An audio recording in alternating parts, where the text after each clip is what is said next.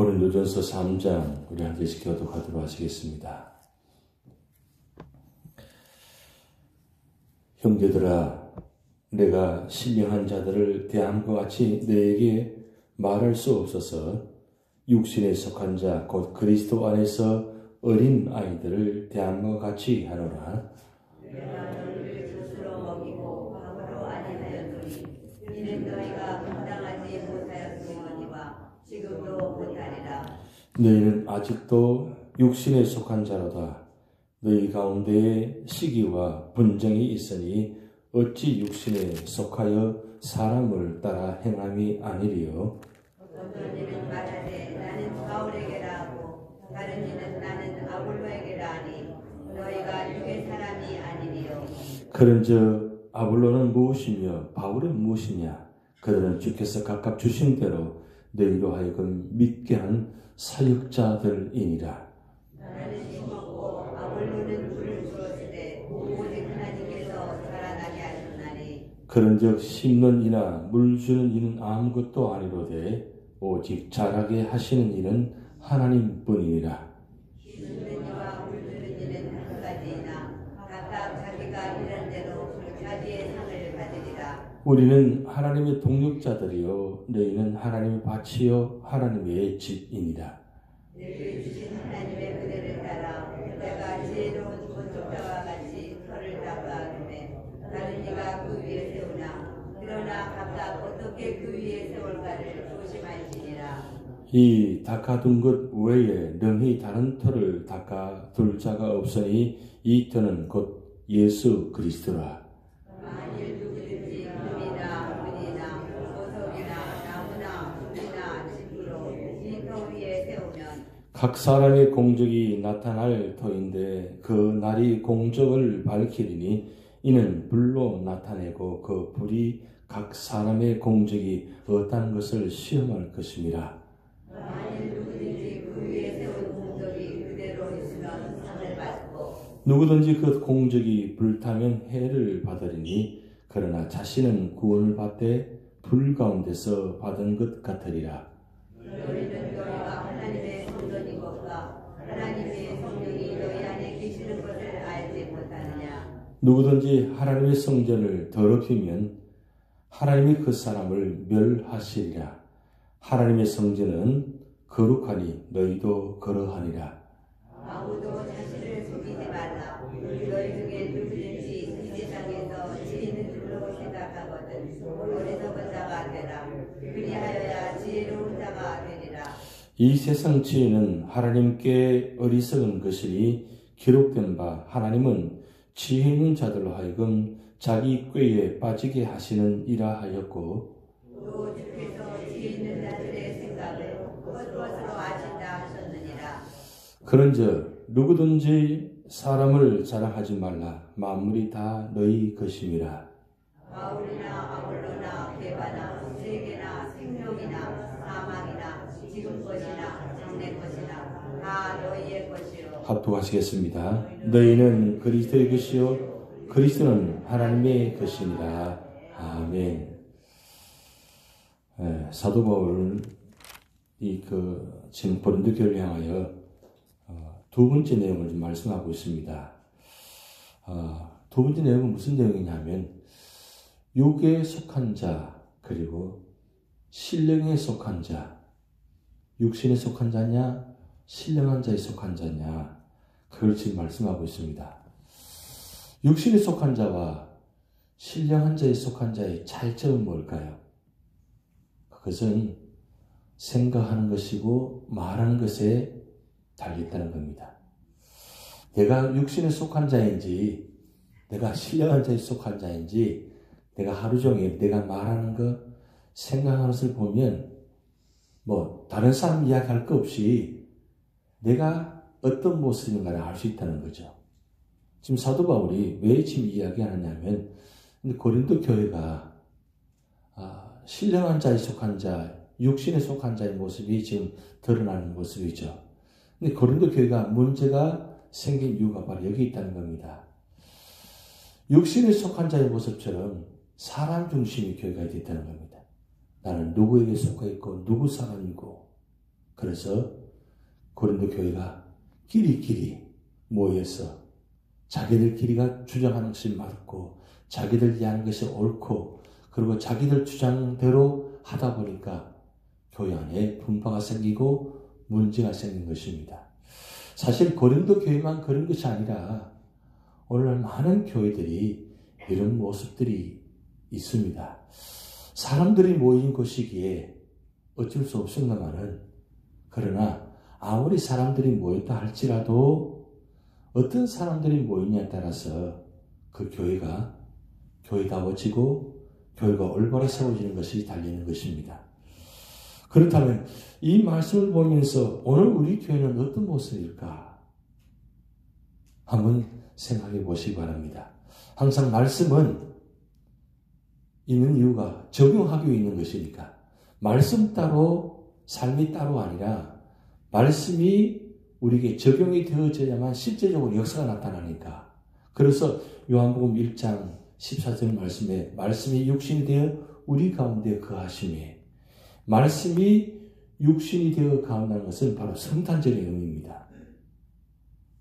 성탄절의 가장 중요한 역사는 말씀 대신 예수 그리스도가 육신으로 오신 사건이 바로 성탄절이에요. 그러면 이 성탄절에 주님께서 오셔서 그 오신 일을 통해서 이루신 게 무엇입니까? 바로 말씀이 육신이 되어 우리 가운데 거하심에 주님이 우리 가운데 거하시니까 첫 번째 역사가 무슨 역사가 나타나는 거예요? 그 영광을 보니 영광이 나타나는 거예요. 교회는 영광이 드러나야 돼요. 주님이 임하시면 반드시 영광이 나타나야 돼요. 이 영광이 뭘까요? 영광은 사람의 모습이 아니라 하나님의 모습이 드러나는 자리예요. 그래서 교회를 보고 성도를 보면 야, 참 좋다. 참 은혜스럽다. 참 기쁘다. 그게 바로 영광의 모습입니다. 그런데 교회를 보고 사람을 보니까 참 좋다. 기쁘다가 없어요. 그럼 주님이 임하실 게 아니에요. 주님이 임하시면 반드시 교회나 가정이나 성도의 삶의 모습이 환해야 돼요. 기쁨이 있어야 돼요. 감사가 있어야 돼요. 평화가 있어야 돼요. 그래서 우리가 촛불을 하나씩 켜잖아요. 촛불에 4개의 의미가 5가지의 의미가 있잖아요. 소망과 평화와 기쁨과 사랑과 그리고 예수 그리스도. 이 5가지 의미가 성탄절의 의미입니다. 우리 교회에, 우리 가정에, 나의 개인의 삶에 소망이 참 평화가, 참 기쁨과, 참 사랑과, 참 예수 그리스도가 나타나는 것이 성탄절입니다. 근데 어때요? 우리 교회 모습이, 우리 가정의 모습이, 우리 개인의 모습이 그런 모습이에요? 만약에 그것이 없다면 주님이 우리 교회, 우리 가정에, 우리 삶의 자리에 아직 완전히 임하신 게 아니에요. 그러면 어떻게 하셔야 돼요? 방법은 한 가지밖에 없어요. 이 5가지 이 은혜의 모습, 영광이 나타나려면 주님만 모시면 돼요. 주님이 내 안에 계시면 돼요. 주님이 어디 먼 곳에 태어난 것도 아니에요. 주님 어디로 오셨어요? 동물을 통해서 오셨어요? 여러분 꼭 중요합니다. 예수님이 동물을 통해서 오신 것이 아니라 나무를 통해서 오신 것이 아니고 사람을 통해서 오신 거예요. 그러면 사람이 누구의 사람을 통해서요? 믿음의 사람을 통해서 오신 거예요. 그래서 남자분보다 여자분이 더 기뻐야 돼요. 성탄절에. 왜 그래요? 여자의 몸으로 오셨거든요. 근데 그 여자의 몸이 누구의 몸이에요? 마리아의 몸입니다. 여러분, 그 수많은 사람 중에 하나님께서 보시고 누구를 통해서 태어나게 하실까? 고민 많이 하셨을 거 아니에요. 그럼 아무 믿음이 없는 사람을 통해서 태어나게 하시면 어떻게 될까요? 받아들이지 못하잖아요. 그런데 마리아, 믿음의 여인을 통해서 그리고 믿음의 혈통의 사람을 통해서 유다 지파의 후손을 통해서 준비하시고 태어나게 하셨잖아요. 그렇다면 오늘 우리 교회에 우리 가정에 나의 개인에게 2019년 12월 25일은 누구에게 태어날까? 누굴 통해서 오실까? 이 기쁜 소식을 누굴 통해서 나타나게 하실까? 이번 주일이 기쁨의 주일입니다. 기쁨의 주일, 큰 기쁨, 노엘. 그래서 아이 이름을 노엘이라고 이름을 짓잖아요. 노엘. 우리 장흥가정의 손주가 노엘이잖아요. 그 노엘 이름이 짓는 이유가 무엇입니까? 큰 기쁨이 우리 가정에 우리 자녀를 통해서 나타나게 하옵소서. 그렇게 하기 위해서 이름을 지었거든요. 결국 한 사람 아니라 이 세상 모든 사람에게 기쁨이 되기 위해서 오신 주님의 모습이에요. 그게 바로 신령한 자의 모습입니다. 신령한 자의 모습은 언제나 그의 말이나 생각과 행동의 모습에 이 5가지가 나타나야 돼요. 5가지 여러분 꼭 기억하셔야 돼요.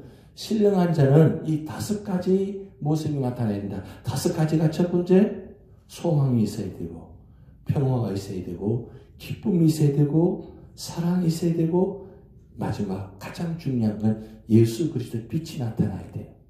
그게 신령한 자의 모습입니다. 그러면 육신에 속한 자는 뭐예요? 이 5가지가 없는 거예요. 5가지가 없으면 어떻게 되느냐? 로마서 1장에 나타나 있는 하나님께서 버려두시면 22가지 이상의 그 죄악의 모습들이 제 목록이 나타나요. 제 목록이 나타나면 어떻게 돼요? 거기는 소망이 없어요. 평화가 없어요. 기쁨이 없어요. 사랑이 없어요. 예수 그리스도가 없어요. 그러니까 불평하고 원망하고 비판하고 비난하는 거예요. 뭐 두말할 거 없어요. 딱 보면 알아요. 저분이 지금 육신에 속한 자인지 신령한 자에 속한 자인지. 그럼 여러분 가슴에 손을 얹고 한번 여러분 생각해 보시기 바랍니다. 나는 육신에 속한 자인지 신령한 자에 속한 자인지. 그러면 이 성탄절에 우리가 어떻게 하셔야 돼요? 기왕이면 육신에 속한 자가 아니라 신령한 자에 속해서 하나님 이번 성탄절은 하나님 우리 교회에 우리 가정에 나에게 임하옵소서. 주님이 나에게 임하면 다 끝나요. 주님이 나에게 임하면 다 끝납니다. 문제가 다 해결돼요. 근데 주님이 나에게 임하지 않으니까 매일매일 힘든 거예요. 그래서 신령한 자에 속하 있으면 천국을 경험하지만 신령한 자에 속하지 않고 육신에 속한 자이면 지옥을 경험해요. 지금 고린도 교회가 천국과 같이 교회를 세워주는데 왜 지금 지옥같이 된 거예요? 그것은 사람 중심, 인간 중심, 죄의 중심이 되다 보니까 고린도 교회가 지금 지옥을 경험하고 있는 겁니다. 지옥과 같은 생활하고 있는 거예요. 이 성탄절에 우리가 다시 한번 기억하시기 바랍니다.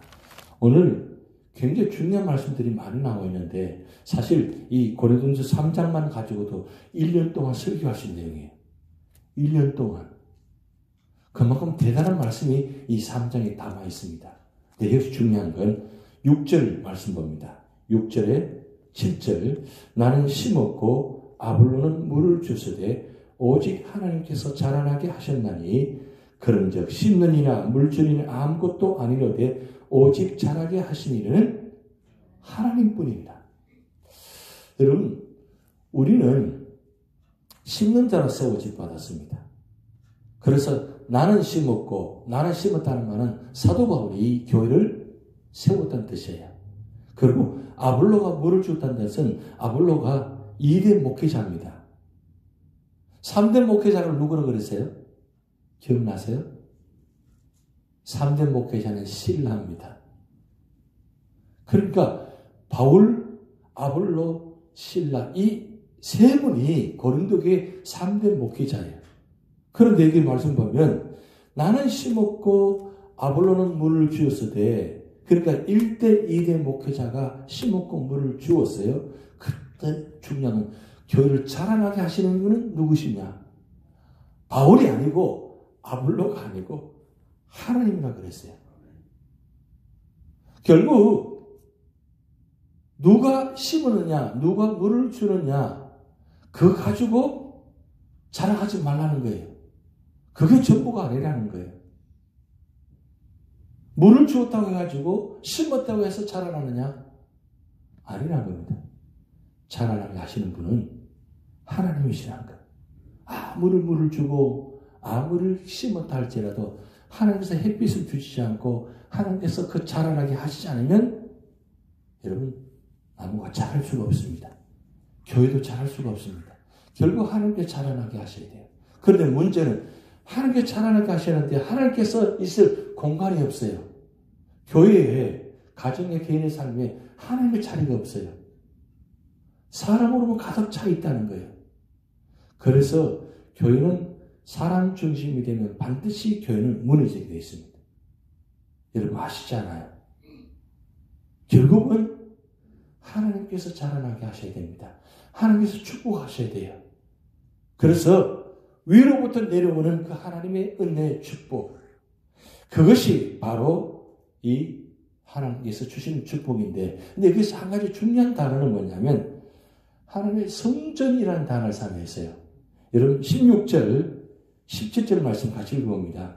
너희는 너희가 하나님의 성전인 것과 하나님의 성령이 너희 안에 계시는 것을 알지 못하느냐? 누구든지 하나님의 성전을 더럽히면 하나님이 그 사람을 멸하시리라. 하나님의 성전은 거룩하니 너희도 그러하니라.